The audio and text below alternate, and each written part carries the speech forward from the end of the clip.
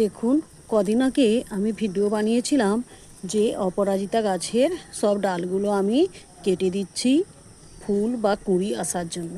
দেখো, এখনও চিহ্ন আছে আমি ডালগুলো কেটেছি, দেখতে পাচ্ছ। আর কত সুন্দর ফুল এসেছে দেখো তোমরা শুধু। এই দেখো, এই দেখো, আর এই দেখো, কুঁড়িও এসেছে, ফুলও এসেছে। দেখো তোমরা, এই দেখুন অপরাজিতা গাছে ডগ দিয়েছে দেখুন নতুন করে।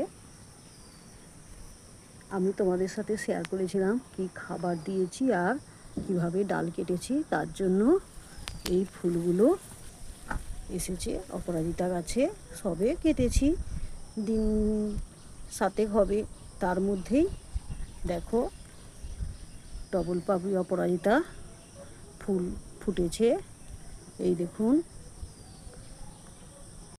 আসুন আর একটা অপরাজিতা গাছ তোমাদের সাথে শেয়ার করি।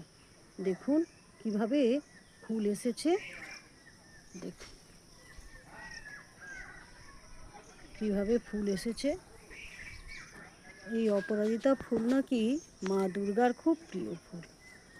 দুর্গা পুজোর দশমীর দিনে এই অপরাজিতা ফুল যদি মা দুর্গার পায়ে অর্পণ করা হয় তাহলে নাকি খুব আর্থিক সমৃদ্ধি আসে।